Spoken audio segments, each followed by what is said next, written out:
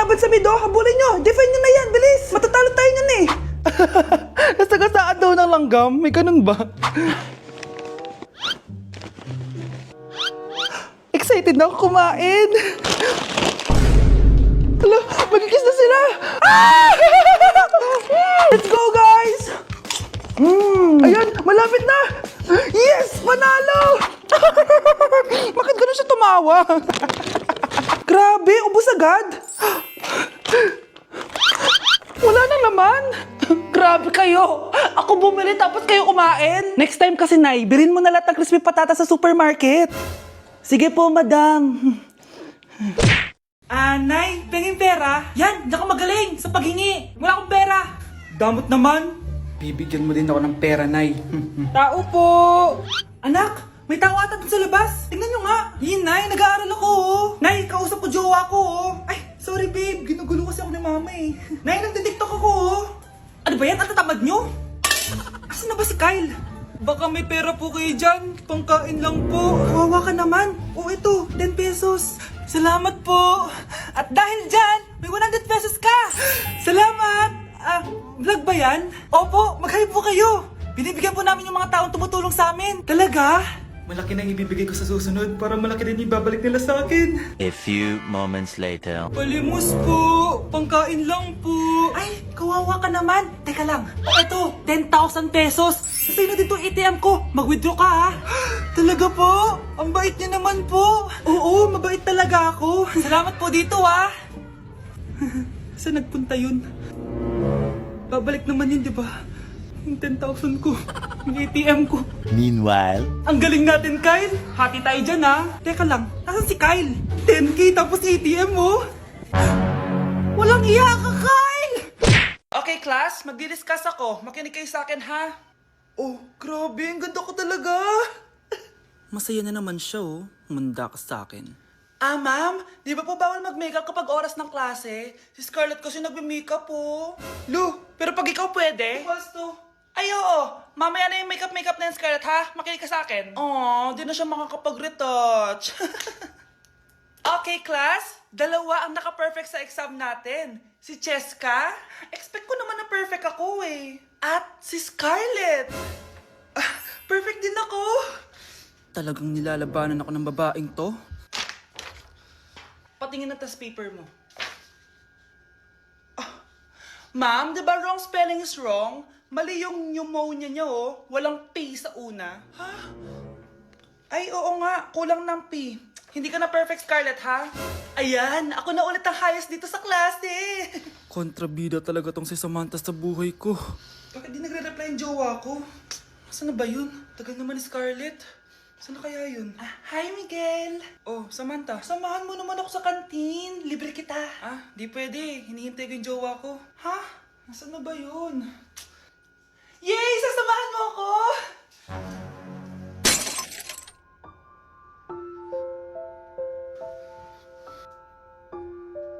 Ha? Wala naman ako sinabi! Scarlett? Mainis ka lang. Dapat lang sa'yo. Lahat na lang kinukuha sa akin ni Samantha.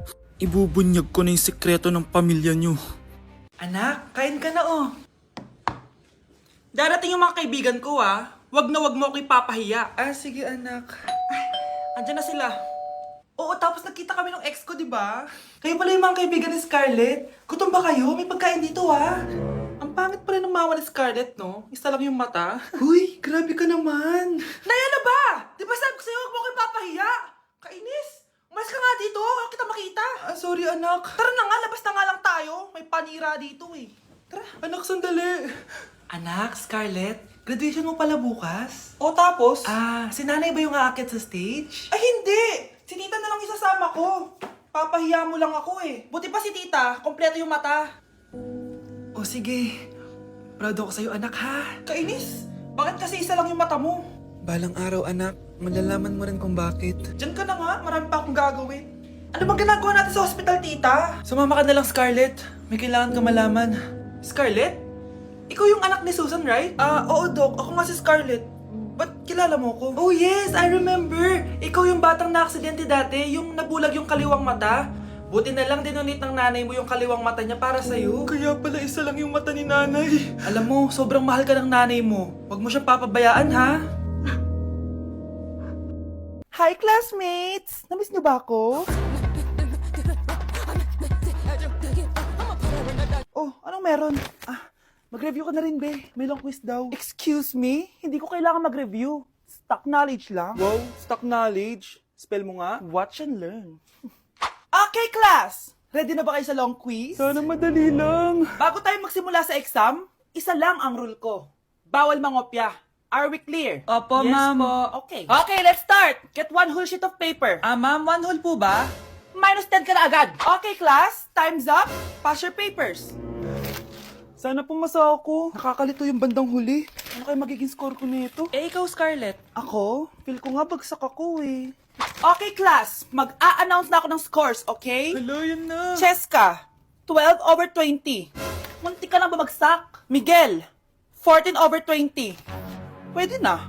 At Scarlett, perfect! Wow, paano nagawa ni Scarlett yun? Grabe namang stock knowledge siya. Ma'am, may kodigo siya sa kuko niyo. Oh. Ha? Totoo ba?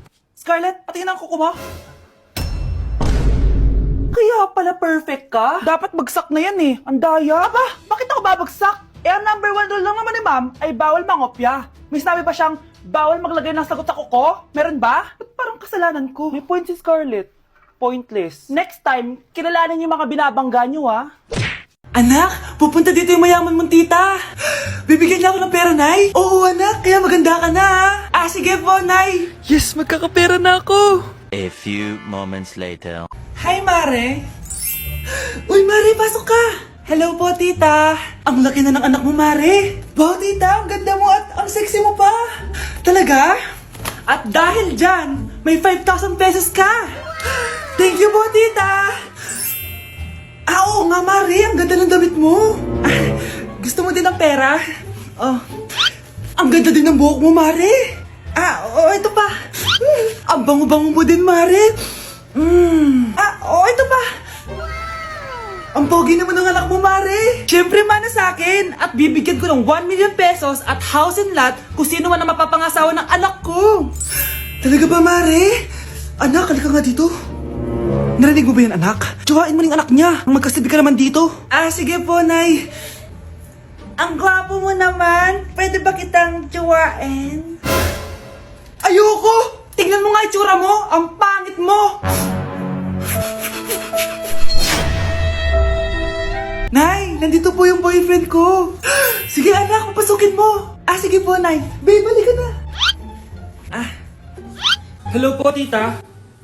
Eto ba yung driver niya, anak? Boyfriend ko yan. Anong driver, Nay? Boyfriend mo to? Halika nga dito, anak. Ano ba yan, anak? Mag-boyfriend ka na nga lang. Pangit pa. Nay, ano ka ba? Mayaman yan. Siguraduhin mo lang, ha? Ikaw pala yung boyfriend ng anak ko? Opo, tita. Malaki ba bahay mo? Wala po akong malaking bahay. Ganun ba? Ayaw kita sa anak ko. Nay, ano ba? Kasi sa mansion po ako nakatira. May kotse ka ba? Syempre po. Baka yung mura lang yan, ha? Lamborghini lang po. Oh, sabi ko sa inyo na mayaman yan eh. Meron po akong regalo sa inyo, tita. 1 milyon po para sa inyo. 1 milyon? Anak, ano bang hinihintay mo? Magpakasal na kayo. Sige, Nay. Gusto ko next week may apo na ako, ha? Kamusta? Excited ka na bang pumasok? Ano ba dapat oras ang next schedule mo? 9, So bakit nandito ka ng gantong kaaga? Anong oras ka pa pumunta dito? 6, 6 o'clock? So anong nararamdaman mo na face-to-face classes na? wala. Masaya ka ba? Opo. Okay, so masaya siya na parang nalulungkot si ate.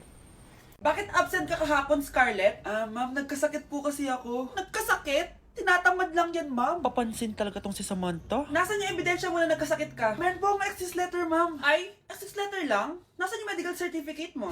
Medical certificate, ma'am? Hindi naman po pumunta ng doktor. Oh, paano ko malalaman na totoong nagkasakit ka? Ito po, ma'am, yung chat namin ng nanay ko. Ito po, ma'am, picture po ng thermometer na ginamit ko. Sus, kinuha mo lang yun sa internet eh. Papansin ka? Kulang sa pansin eh. Ay, hindi ko tatanggapin yan, be. Hindi kita i-excuse. Dapat medical certificate yung ibigay mo sa akin. Aba, ma'am, kailangan kapag nagkakasakit, may medical certificate agad? Paano kung masakit lang yung katawan? Paano kung masakit lang yung puson? Kailangan mo agad ng doktor? Hindi kami mayaman, ma'am.